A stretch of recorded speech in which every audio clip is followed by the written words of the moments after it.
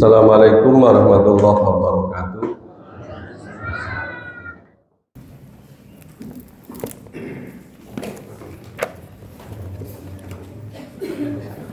A'udzu billahi minasyaitonir rajim.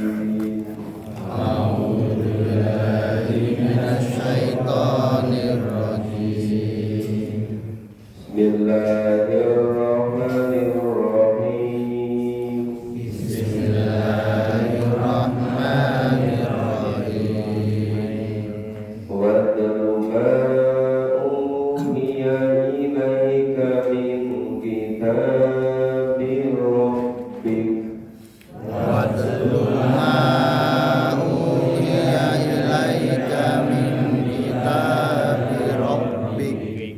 La mubaddila li kalimatihi La mubaddila li kalimatih. wa lan tajida min dunihi multahada. Walan tajida min dunihi multahada. Wasbir nafsaka ma'alladzina yad'una rabbahum Wasbir nafsaka ma'al ladzina yad'una rabbahum bil ghadati wasiyyi yuriduna wajha Rabbani wal mahji wa asyurina wajha wala ta'du 'ainaka 'anhum turidu zinal hayatid dunya wala ta'du aynaka anhum turidu zinatal hayati dunya wala tuti' man aghfalna qalbahu an dzikrina wala tuti man aghfalna qalbahu an dzikrina wattaba'a hawahu wa kana amruhu furqa wattaba'a hawahu wa kana amruhu furqa wa qulil haqqu min rabbikum wa qulil haqqu mir rabbikum faman sha'a falyu'min wa man sha'a falyakfur faman syaa'a falyu'min wa man syaa'a falyakfur inna a'tadna lil-zalimina naran ahata bihim suradiquha inna a'tadna lidzalimina naron ahata bihim suradiquha fa in yastaghithu yughathu bima'in kalmuhli yasbil wujuh wa yastaghiitsu yughathu bima'in kalmuhli yasfil wujuh bi'sas sarabu wa sa'at murtafaqun Bisas syarabu wa sa'at murtafaqah. ya kita pahami dulu watlu ma uhiya ilaika min kitabi rabbik ini perintah ya fil amar watlu bacakanlah apa-apa uhiya ilaika yang diwahyukan kepadamu ya min kita Rabbi, dari kitab Tuhan, maksudnya dari Al-Quran. Nabi diperintah oleh Allah untuk membacakan wahyu, untuk membacakan kitab yang diwahyukan oleh Allah kepada Nabi. Maka kewajiban Nabi, tugas kenabian, misi kenabian itu untuk membacakan wahyu, membacakan kitab yang diwahyukan Allah kepadanya. Ini seluruh umat Nabi Muhammad juga berkewajiban untuk menyampaikan, membacakan pada yang lain. Ini perintah untuk berdakwah dengan cara membacakan kitab yang diwahyukan Allah kepada Nabi. La mubaddila li kalimati, tidak ada perubahan dalam kalimat Allah. Jadi firman Allah, wahyu Allah itu tidak ada perubahan. Walan tajida min dunihi multahada, dan kamu tidak akan mendapati, tidak akan menemukan tempat berlindung lindungi selain dari Allah. Ya, kalau di dunia ini orang bisa melakukan perbuatan berbagai macam kekuatan, tapi di sudut akhirat itu tidak ada tempat berlindung selain pada Allah. Kemudian wasbir nafsaka malladzina yad'una rabbahum, ini juga perintah Nabi. Wasbir, bersabarlah, bersabarlah kamu bersama-sama dengan orang-orang yang berdakwah, orang-orang yang menyeru kepada Tuhan mereka, kepada Allah. Ya, kita tidak boleh meninggalkan kebersamaan. Kita tidak boleh meninggalkan sistem yang Allah bangun, yang Allah bentuk. Maka harus bersabar bersama dengan orang-orang yang menyeru kepada Tuhan. Bil ghadati wal asyi yuriduna wajha, menyerunya, berdakwahnya itu pada waktu pagi dan pada waktu sore. Untuk apa? Yuriduna wajha, ya, semata-mata untuk mencari, mengharap ridho Allah. Tidak boleh karena mengharapkan masuk dunia ini. Tidak boleh kita berdakwah itu mengharapkan balasan-balasan yang bersifat dunia, tetapi supaya yuridu wajah, semata-mata mengharapkan ridho Allah. Bala ta'du ainaka anhum turidu zinatal hayatid dunya, dan janganlah kedua matamu berpaling dari mengharapkan apa? Berpalingnya kepada berharap zinatal hayatid dunya, karena mengharap perhiasan kehidupan dunia ini. Jadi seharusnya kita berdakwah itu untuk mencari ridho Allah semata-mata. Ya, untuk balasan itu iman dari orang yang diajak. Balasannya itu nanti dari Allah semata. Kalau Allah membalas, itu bisa berupa apa saja.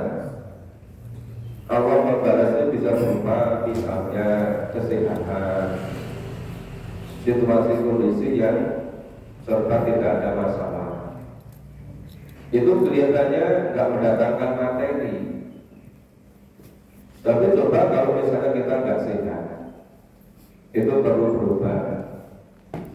perlu ke rumah sakit, perlu meluangkan uang.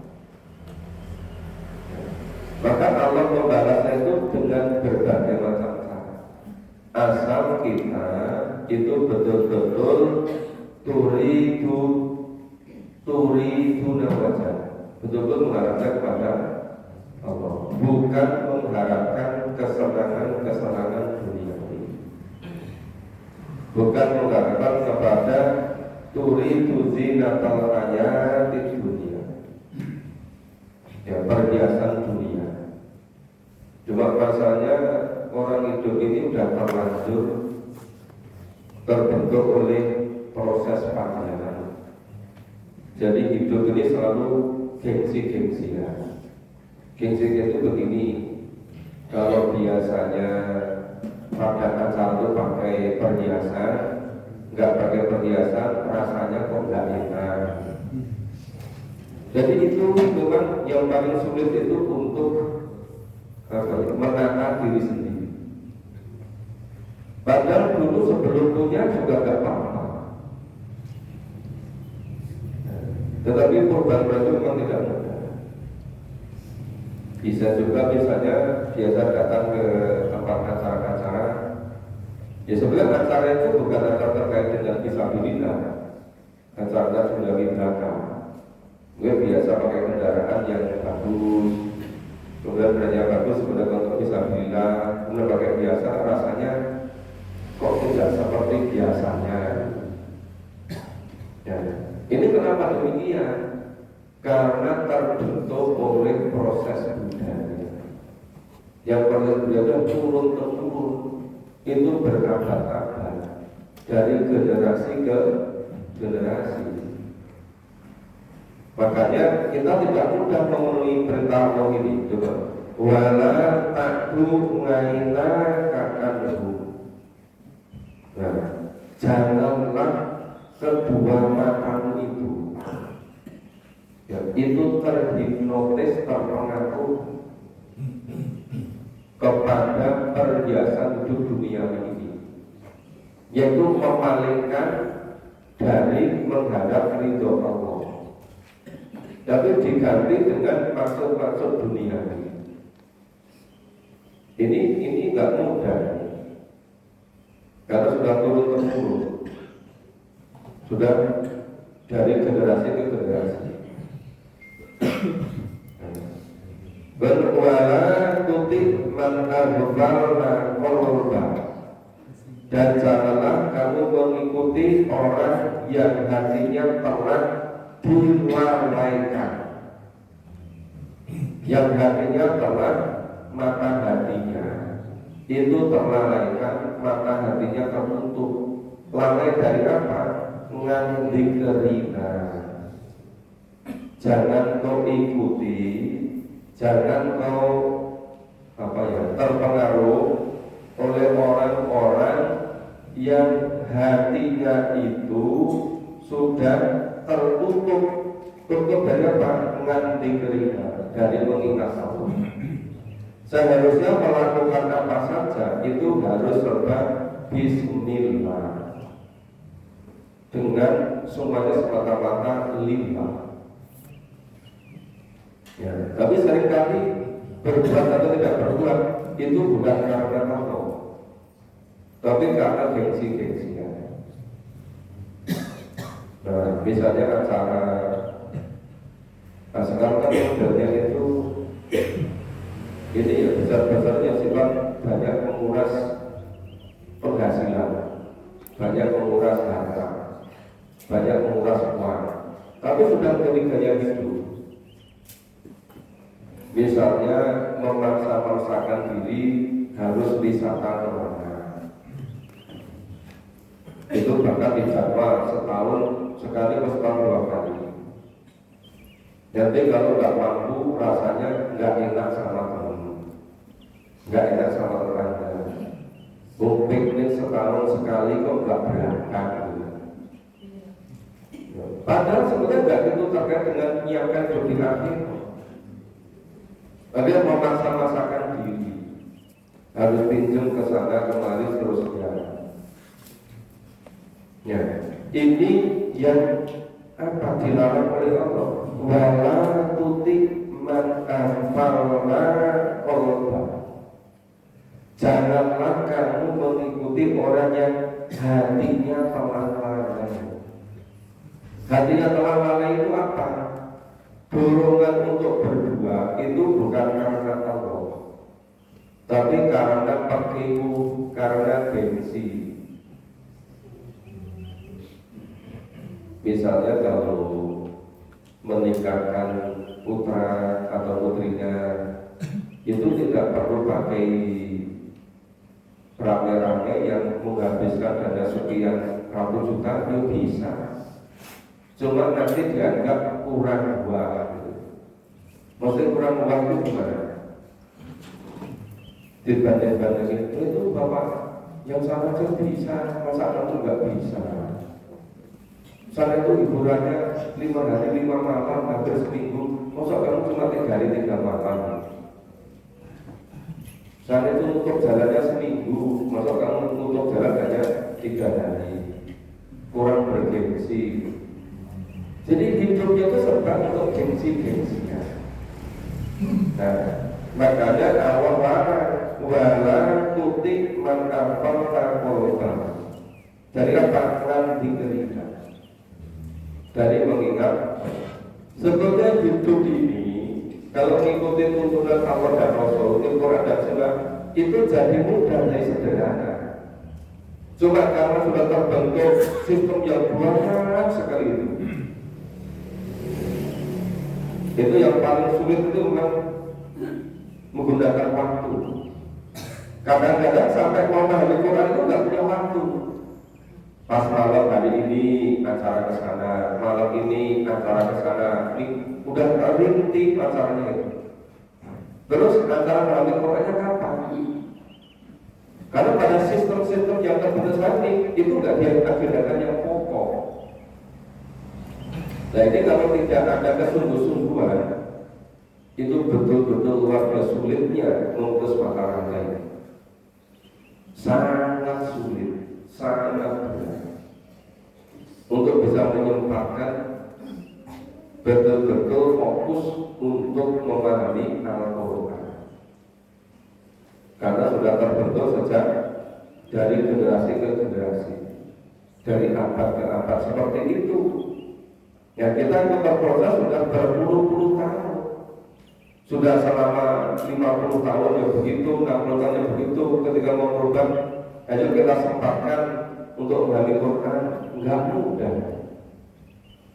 Kecuali yang betul-betul ingin hijrah, yang betul-betul ingin secara lebih sungguh-sungguh menyiapkan bekal kembali kepada Allah, menghadapi hidup yang sebenarnya.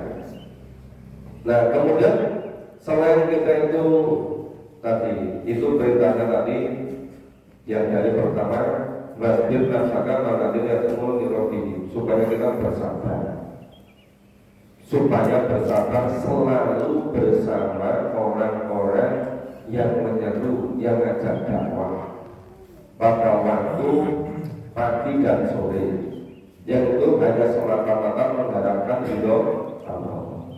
Dilarang jangan sampai kedua mata kita itu terpengaruh sekedar mengharapkan perhiasan duniawi. Kemudian kita dilarang supaya kita tidak mengikuti ya orang-orang yang sudah lalai dari apa? Lalai dari ngerti gerina, dari mengenal Allah. Berbatata hawa, dan tidak boleh mengikuti orang-orang yang mengikuti hawa nafsunya. Kita tidak boleh mempertuhankan orang-orang yang mempertuhankan nafsunya. Mempertuhankan nafsunya itu apa? Sekedar untuk menuruti kemauan-kemauannya, tanpa dipikirkan ini sesuai dengan tuntunan Allah dan Rasulullah tidak. Itu tadi karena keinginan untuk piknik kemana-mana, Padahal sebetulnya bersama dengan jadwal memahami Quran. Nanti gimana kok ini bersama dengan akan cuma sesekali gitu. Nggak apa-apa tinggalkan sesekali. Tapi begitu tinggalkan sekali, akhirnya juga tidak sulit meninggalkan kedua kalinya. Akhirnya juga tidak sulit meninggalkan tiga kalinya.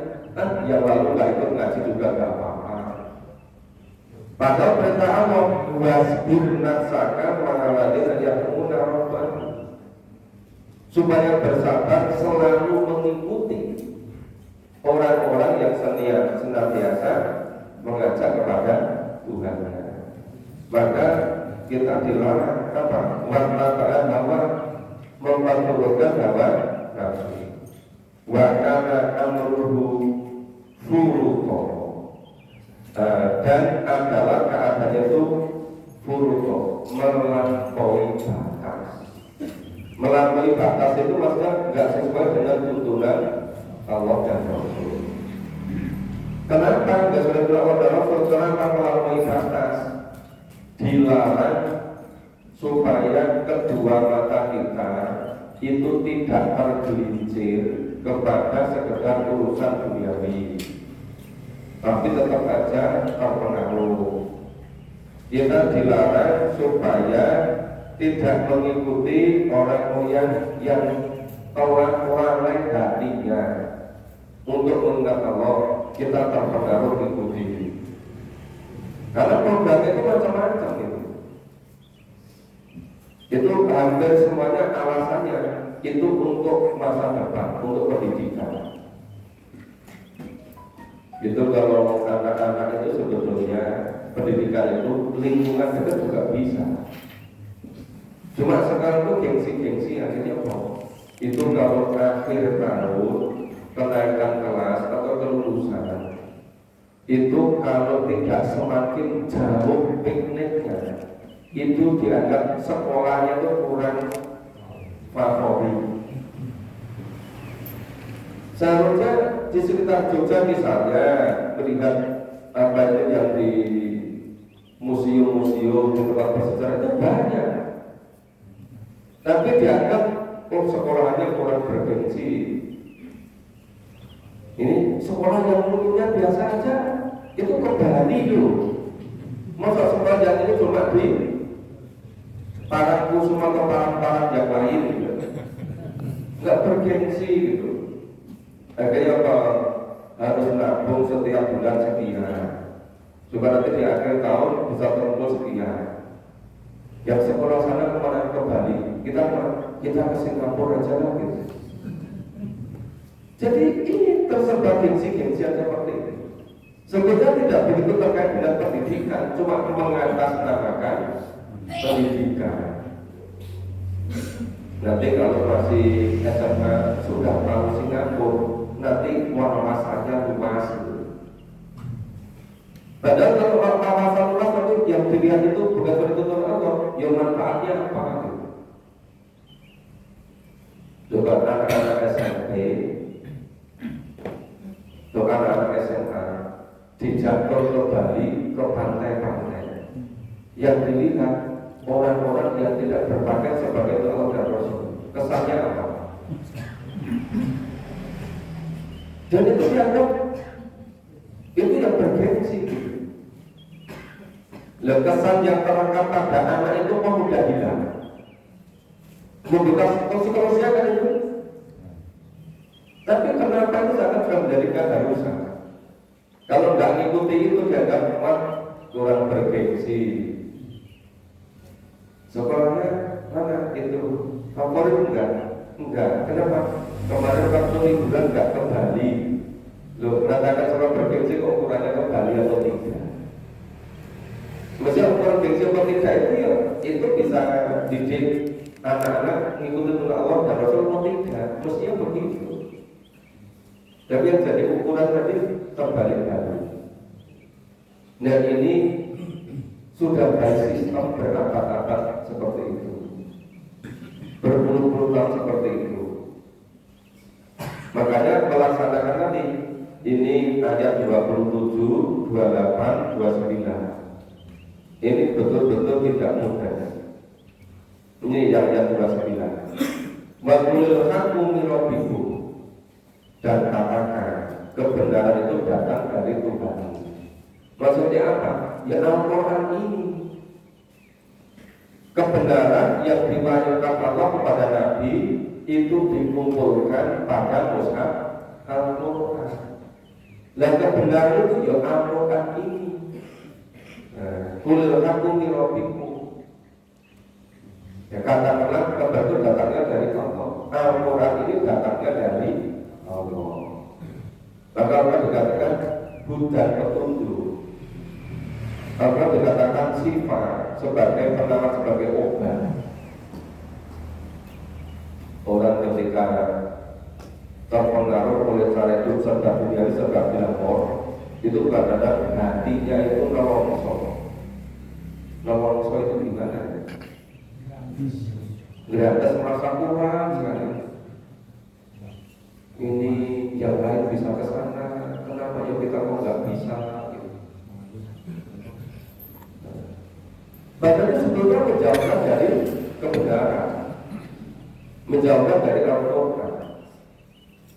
Maka di situ faman sa'a falyu'min wa man sa'a falyakfur. Yang beriman kepada kebenaran Al-Quran silakan beriman. Siapa yang mengkufuri kebenaran Al-Quran silakan mengkufuri. Itu pilihan masing-masing. Cuma setiap ngambil keputusan pilihan itu berakibat sangat menentukan kehidupan berikutnya. Baik di dunia ini, apalagi besok di alam kubur, apalagi besok di akhirat. Maka inna a'tadna lidzalimina naro.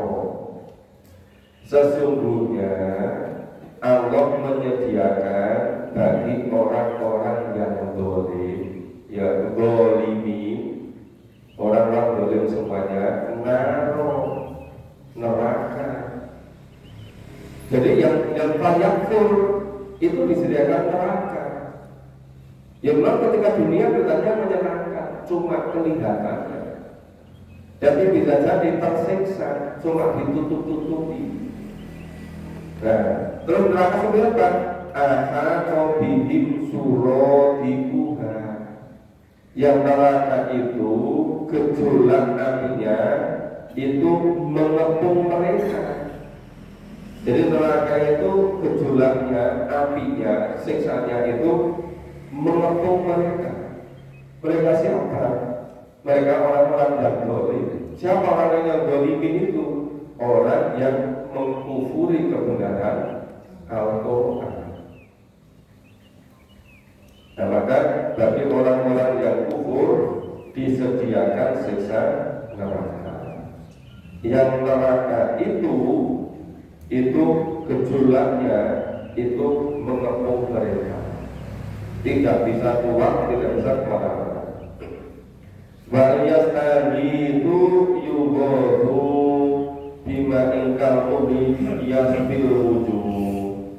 Orang-orang yang di neraka tadi kehausan minta minum, ya, kehausan minta minum itu diberi minum dari air yang hanya itu seperti besi yang mendidih.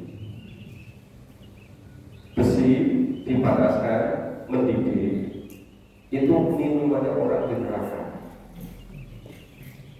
Biasanya besi itu mendidih kan kalau di tempat dibikin sesuatu itu kan. Semula biji besi itu keras, gitu kan. Terus dipanaskan kan jadi mendidih kan. Terus mau dibentuk jadi apa saja kan bisa kan. Tapi ini untuk memberi minum orang-orang di neraka.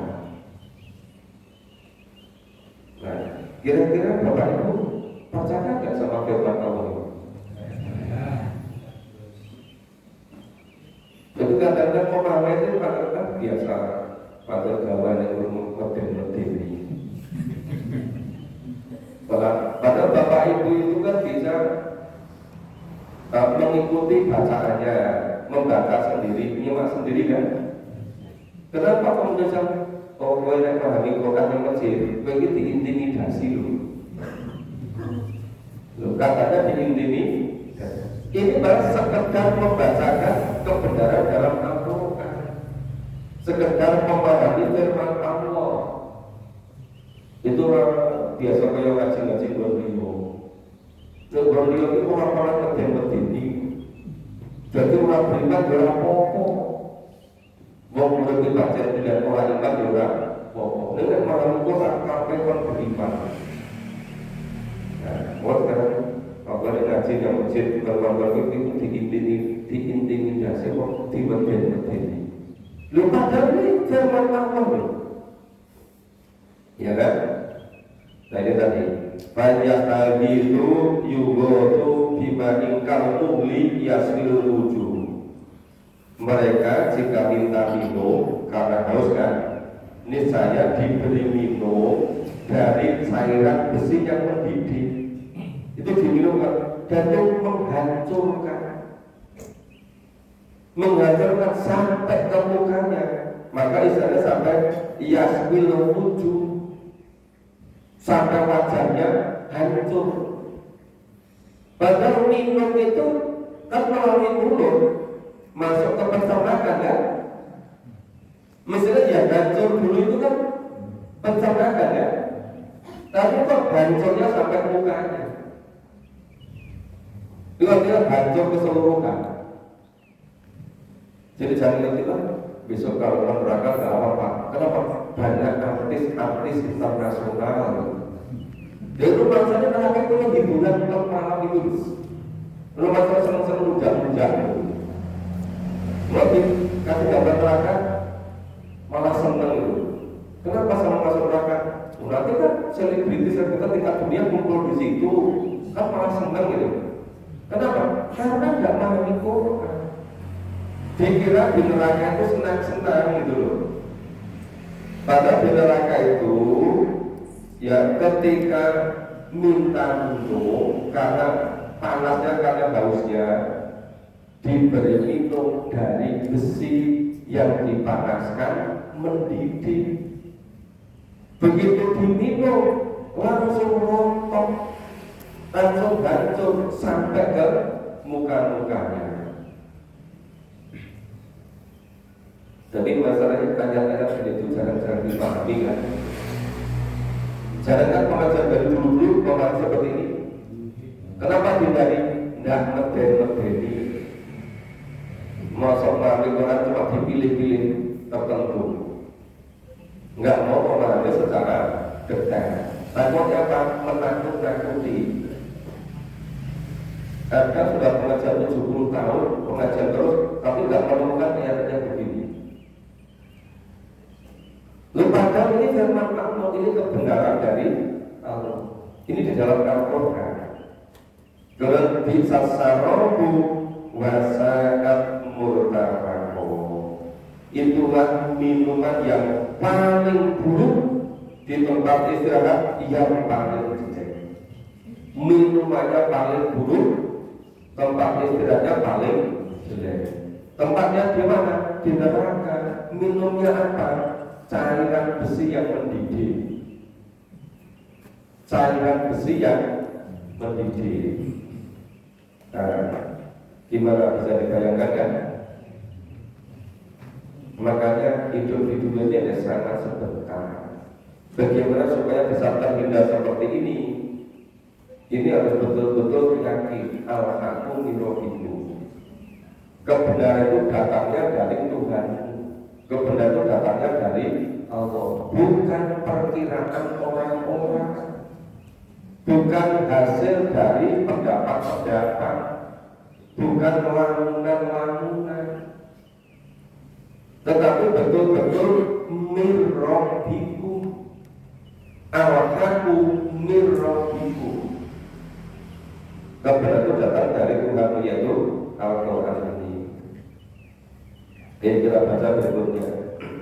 A'udzu billahi minasyaitonir rajim. A'udzu billahi minasyaitonir rajim.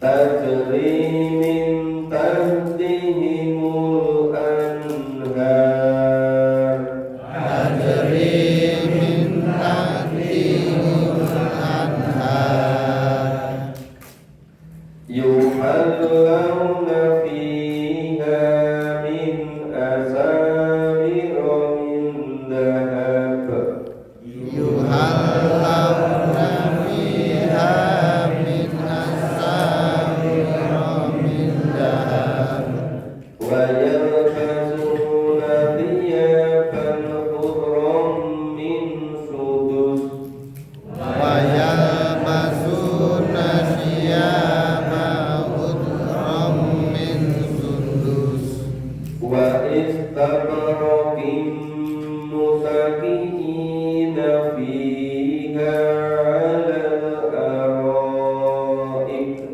wa istabraqim muttaqina fiha 'alal araik ni'mal thawab ni'mal thawab wa hasunat murtafaqa ni'mas sawabu wa hasunat murtafaqa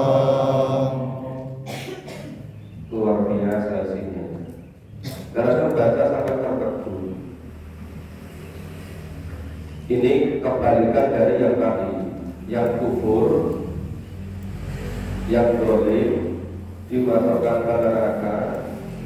Di neraka itu tidak bisa keluar kemanapun, karena ahaqobim surorikum, dikurung, kepanasan, tersiksa, minta minumnya dari cairan besi yang mendidih. Begitu diminum merusak semua badan. Nah, kebalikannya innalladzina amanu wa amilus sholihat, orang-orang yang beriman dan amal soleh. Tadi kan al-haqqu min rabbikum, kebenaran itu datangnya dari Tuhan. Faman sa'a falyu'min, faman sa'a falyakfur. Yang mau beriman silakan beriman, yang mau kufur silakan kufur. Tapi yang kufur itu orang yang dolim, tempatnya di neraka. Neraka gambar seperti itu. Tapi kalau mukmin, ya iman kepada kebenaran Al-Quran, yang itu datangnya dari Allah. Setelah iman kemudian amal soleh. Nah, inna la nudhi'u ajra man ahsana amila. Tentulah Allah tidak akan menyia-nyiakan pahala orang-orang yang iman dan amal soleh tadi. Jadi apa? Ulaika lahum jannatun adn. Mereka itu akan dimasukkan ke surga adn. Jika ditanya yang masuk ke surga adn siapa? Orang iman dan amal soleh. Jadi ini betul-betul terbelah jadi dua. Biarlah kau benar dari Tuhanmu, yaitu Al-Quran. Yang tidak mau beriman itu orang yang dolim, masukkan ke neraka. Orang yang beriman kepada Al-Quran kemudian beramal soleh, Allah tidak akan menyia-nyiakan iman mereka. Mereka akan dimasukkan ke surga adn. Lah surga adn itu seperti apa? Ya, digambarkan tajri min tahtihimul anhar, mengalir sungai-sungai di bawahnya. Yuhallawna fiha min asawira min dhahab. Di surga adn itu, ya, itu orang-orang yang iman dan amal soleh. Di dalam surga adn mereka itu memakai perhiasan dari gelas emas. Nah, jadi disebutkan di sini min asawira min dhahab, memakai gelang dari emas. Gelang emasnya nggak usah beli, nggak usah memaksa-maksakan diri kalau nggak mampu kredit sampai sekian tahun, enggak.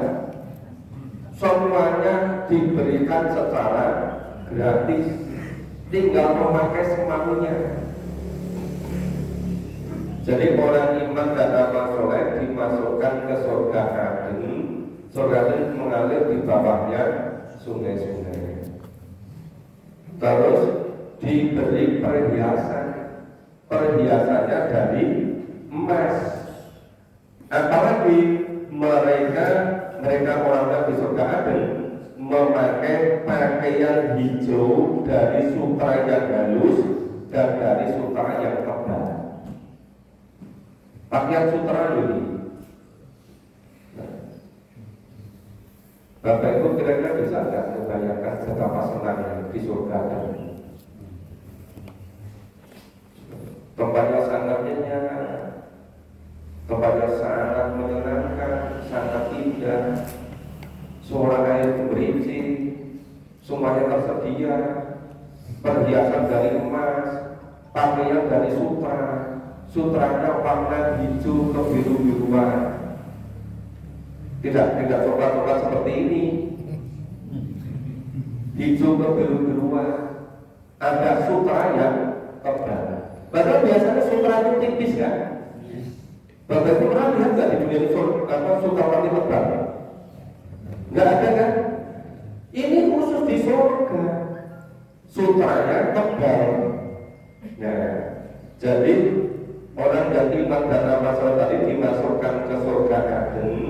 Mereka di surga tadi diberikan perhiasan dari emas, pakaian dari sutra yang warnanya hijau yang tebal.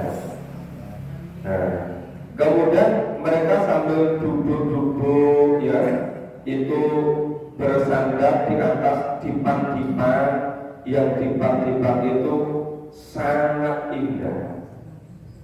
Jadi setelah tadi makan biasa dari mas, terus bayar basu nanti ya basuku dorong min sundisi bagi istimewa dari pakaian dari sutra yang hijau yang tebal tadi. Terus kemudian disediakan duduk di atas dipan-dipan bersandar yang sangat indah. Istilahnya itu mutaqiina fiha alal aroi. Jadi apa? Nikmat rawatu wa kasunan murtaqo. Itu sebaik-baik pahala. Dan itu tempat istirahat yang terindah. Ya, maka disebut nikmat wa kasunan murtaqo. Dan itu tempat istirahat yang paling indah. Ini betul-betul kebalikan 180 derajat dengan neraka. Nah, sekarang ini tadi baru dari ayat 27 sampai ayat 31 sudah sangat jelas kan bedanya. Nah, makanya tadi di depan disebutkan supaya bersabar bersama orang-orang yang menyerupakan Allah pada waktu pagi, pada waktu petang, hanya semata-mata menghadap kepada ridho Allah. Janganlah kamu mengikuti tergelincir karena sekedar menghadap pada perhiasan duniawi. Sampai kemarin pernah saya contohkan kan? Masih ingat kan di Jalan Solo ada panah utara petunjuk, tapi itu petunjuknya dibikin dari patung, patungnya dibikin dari emas, permata, berlian itu kan. Tapi ada panah ke utara. Padahal mau ke masjid murah ini banyak orang yang tertegun, terhibur, terhipnotis melihat penjelasan petunjuk lagi. Nggak melangkah ke utara, nggak sampai ke masjid itu. Itu gambaran orang yang kesenangan sebenarnya itu di surga. Dunia ini hanya mengikut bapakmu, hanya permainan dan sendok burung. hanya perhiasan sementara. Tapi kenapa kebanyakan orang terlupakan, hanya menikmati hidup di dunia ini, nggak menyiapkan diri besok di surga. Padahal surga itu, surga akan mengalir di bawahnya sungai-sungai. Disediakan berbagai macam perhiasan, perhiasan dari emas, pakaian dari sutra yang warna hijau, sutra yang tebal. Disediakan tempat duduk di dipan yang sangat menyenangkan, yang sangat indah. Dan itu nikmat yang terbaik, nikmat yang terbesar, nikmat yang paling luar biasa, dan tempat istirahat yang paling indah, paling nikmat. Nah, coba ini. Kadang-kadang saya tuh ini kepengen mengulang-ulang antara ayat 27 sampai ayat 31 ini. Ya, supaya ini bisa begitu loh, bisa merubah keyakinan dan keliru selama ini gitu loh. Dan sekarang ini namanya memahami takdir itu kayak bergaya apa gitu loh. Nek takdir itu lebih neraka, ya padahal pegang ngaji. Padahal pegang ngaji ini kafir dewe loh. Kok nyala-nyala takdir itu? Aku pantas di takdir ini seneng itu yang dibuka, orang seneng yang kecil. Lesson takdir ini kan nama dewe, pilihan dewe juga. Kalau nyala takdir, lu takdir disalahkan terus-menerus kan bisa. Padahal itu pilihan sendiri. Ini enggak mudah loh Bapak Ibu merubah pola pikir yang sudah beratus-ratus tahun seperti itu. Padahal Qurannya seperti ini. Maka kenapa kalau saya itu terus-menerus mungkin orang Jawa keren itu sampai tak bosan-bosannya. Gretek. Ayolah gimana saja kalau bisa, buat kita tuh betul-betul mengaji Quran. Jangan sampai ngaji itu cuma pas peringatan-peringatan saja. Tapi pas katakan itu banyak yang tersindir. Kalau Pak Trisnya pengajar nyakitin orang sindir-nyindir katanya. Lu padahal kamu ini kita berubah ke pangkat gitu loh. Malah dikira katanya nyakitin nyindir-nyindir. Lu padahal kita kami semua yang berubah itu. Jadi maksudnya itu bukan hanya nyindir, tapi sungguh-sungguh gitu. Biar berubah keyakinannya. Masa cuma nyindir. Karena semua kalau ngisi pengajian itu nggak usah nyembet-nyembet, nggak usah nyindir-nyindir gitu. Banyak gitu kan? Lu padahal kamu ini yang jelas itu loh. Ini kok nomornya gitu. Kalau kenyataannya pengajian itu 30 tahun orang tambah di Quran. Jawaban Quran malah orang film. Nek disebut katanya nyindir-nyindir, nyinggung-nyinggung.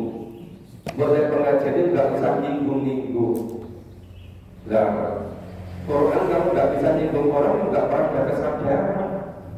Quran itu kan untuk nyinggung orang gitu loh. Lah kok sing kesinggung kok ngomong.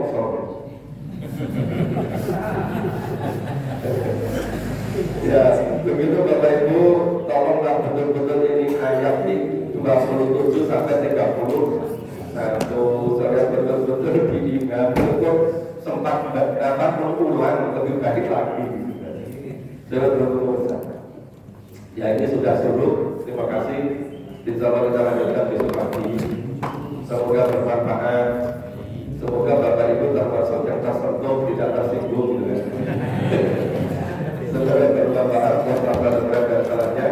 Kita hidup bersama dengan kata-kata dan jalan Alhamdulillah.